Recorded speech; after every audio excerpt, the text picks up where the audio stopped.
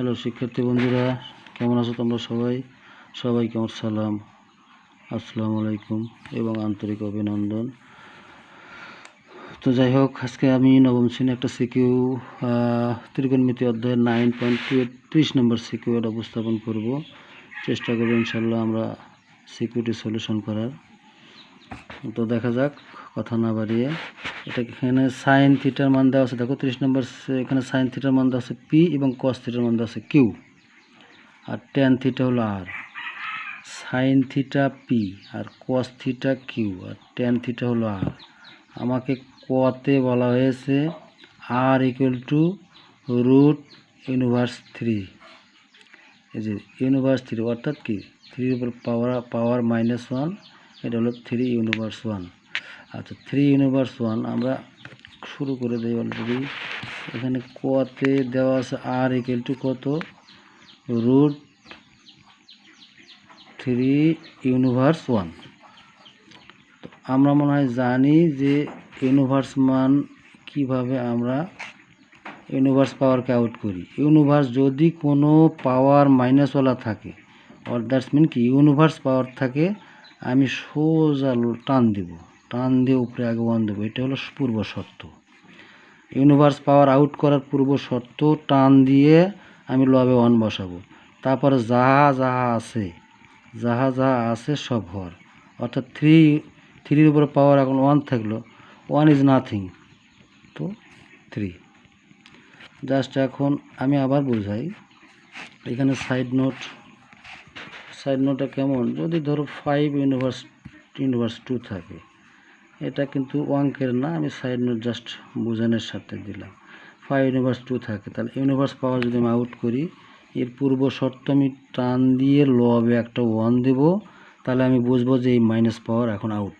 মনে করো আর মাইনাস পাওয়ার নাই, মাইনাস পাওয়ারকে আউট করার পূর্ব শর্ত কি, টান দিয়ে লবে 1 দেব, আর যা আছে তাকে হরে নিচে বসাবো। কি আছে 5, তারপর পাওয়ার আছে 2। এই হলো ইউনিভার্স পাওয়ার আউট করে দেওয়ার হলো একটা পূর্ব শর্ত।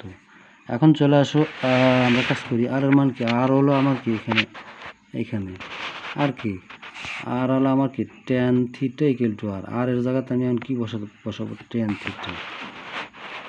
আর এর জায়গাতে আমি বসাবো ট্যান থিটা ইকুয়াল টু, এখন আমি রুটটা সেপারেট করে দিই। রুট 1-এর উপরে যদি আমি রুট দিই, মান কি, মান আমার 1ই হবে। এখন তবু সেপারেট করে কি দেখাবো, এই যে যেমন 1-1-এর উপরে রুট মানে কি, রুট ইজ নাথিং, স্কোয়ার দিলে তেমনি ক্যান্সেল হবে। 1 অর্থাৎ কি 1-এর উপর লাখো কোটি পাওয়ার থাকলেও কি 1-1ই থাকে। এই যে √3 সেপারেট করলাম, অর্থাৎ 1/√3।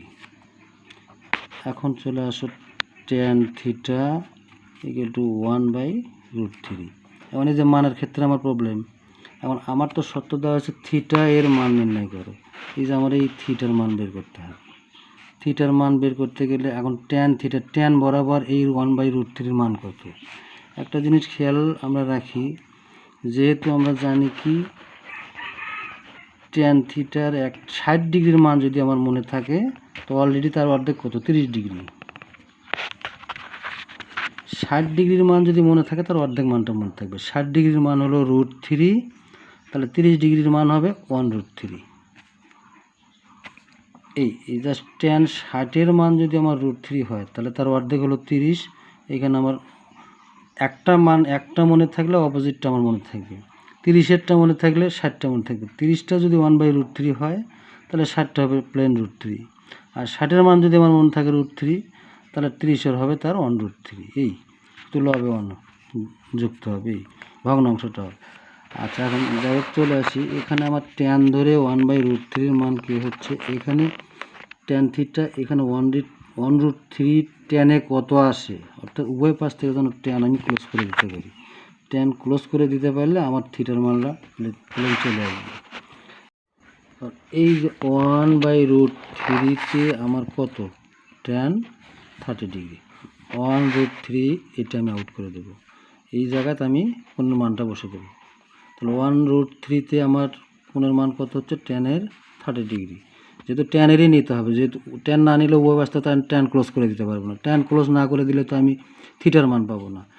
তো 1/√3-তে আমার কে tan√3, 1/√3টা আউট করে দিয়ে এই জায়গাতে আমি মানটা বসে দেবো কত degree, tan 30 degree. tan theta equal two tan 30 degree. এই যে tan উভয় পাশ থেকে ক্লোজ করে দিলাম, তাহলে থিটা ইকুয়াল টু কত, 30 ডিগ্রি। দুই পাশ থেকে বোথ সাইড থেকে আমি tan ক্লোজ করে দিয়েছি, থিটা ইকুয়াল টু কত আমার 30 ডিগ্রি। এটাই আমার অঙ্কের ওয়ান্টেড, থিটার মান চাওয়া, theta equal to 30 degree. That's mean অতএব theta equal to 30 degree. Thank you. আচ্ছা, আগামী এই সিকিউর আগামীতে আমরা ক্ষয় এবং গ নিয়ে আলোচনা করব। আজকে এখানেই রাখলাম। হ্যাঁ, থ্যাংক ইউ সো মাচ।